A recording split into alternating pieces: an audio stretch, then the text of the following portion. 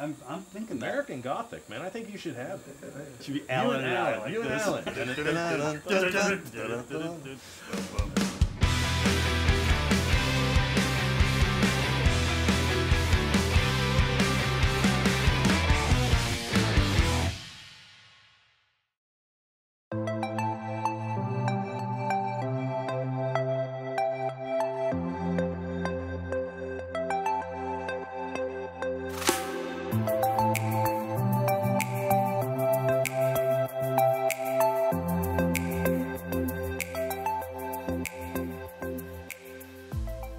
My name is Kent Winrick. I'm Chief Technology Officer for Open Broadband, North Carolina-based WISP, and this is Glenn. My name is Glenn Knox. I work for the North Carolina Broadband Infrastructure Office, and I serve as a technical consultant.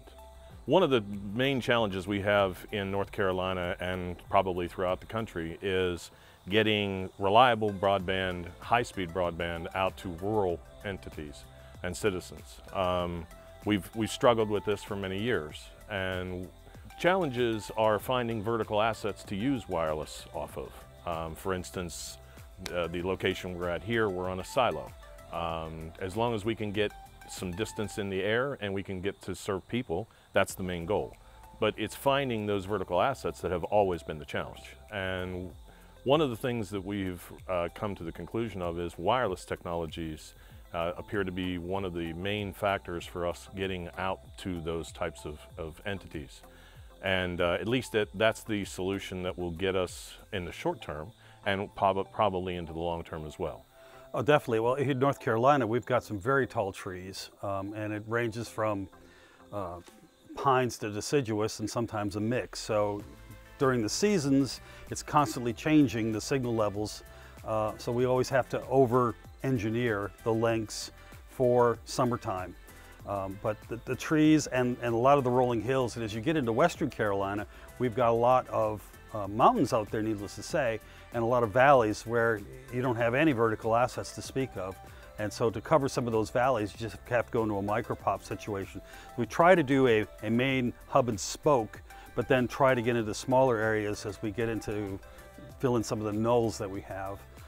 But it is a very challenging situation going from very flat land out in the east to very mountainous, where we have the tallest peak east of the Rockies here in North Carolina. So it's a very broad range of terrain that we have to deal with, and a very broad range of a clutter that we have as well. One of the things that we have here in North Carolina is we have what's called the MCNC network. And they serve all K through 24 schools inside of North Carolina. So schools in this instance aren't really an issue, but serving the students to their homes is an issue. In 2017, they decided to remove money and funding for school books. But if you don't have connectivity at home, then, well, that's not going to help. So a lot of families that don't have connectivity end up going to hotspots at McDonald's, and even some of the schools will have extended their Wi-Fi out into their parking lots so that a family can pull in, grab a laptop, you know, do their schoolwork as they need, and then go home. I mean, that's what people are having to do. And it's literally every county we talk to. Yeah. We hear the same story. We have to take our kids to McDonald's. We have to take our kids to the library. We see kids, even though the library is closed, sitting outside of a library in a car or just off their bikes, trying to get their homework done. Yep. And well, we started out with line of sight only, and realized that there's only so far we can get. And working with Baicells and LTE, it's the complete game changer.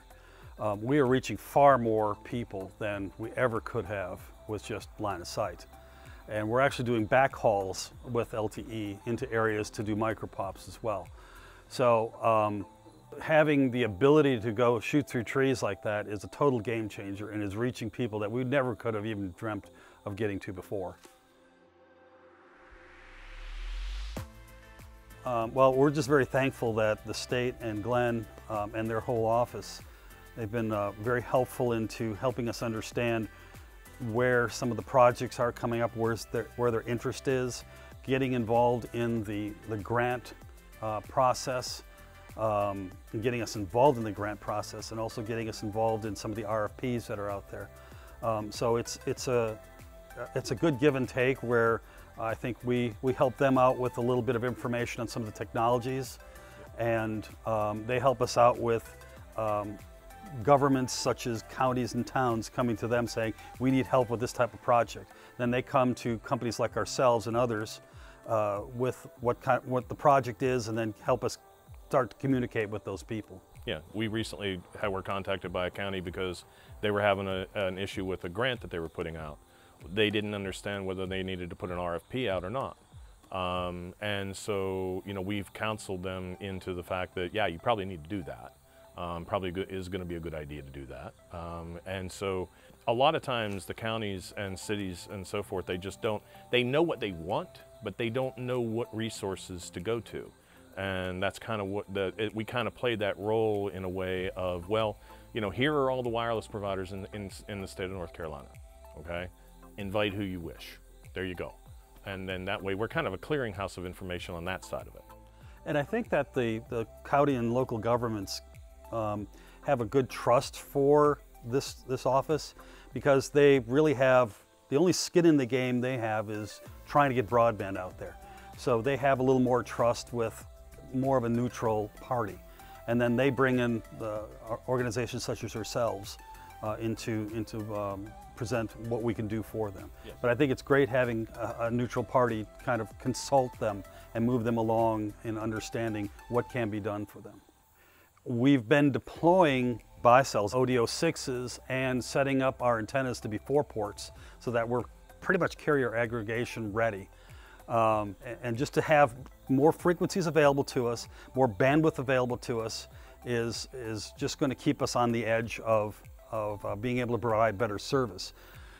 With the limitation of 3.65 gigahertz right now, we're limited to how many channels we can use, and therefore we're limited to how many sectors we can get up and channel reuse. And moving over to CBRS, we'll have much more bandwidth in addition to carrier aggregation, which is really going to help some of these areas, because we'll be able to turn up the speed a bit for them, which is going to be a big deal for these people. And a lot of these people are 1 meg or less on DSL, if they even have DSL. A lot of people are still using hotspots, and so opening up CBRS is going to be a very big deal for people that are in very strong need, students, elderly residents and the like, and people that work from home. They're going to need this bandwidth to be able to do business, to do school, to take care of themselves. So Open Broadband is about 2.5 years old, and it started when my partner Alan and I, previous to opening Open Broadband, we kept seeing each other at broadband events. And so we got together and thought, we're talking a lot about broadband, but what are we doing about it? And we saw that there's a big need, especially in North Carolina, for broadband.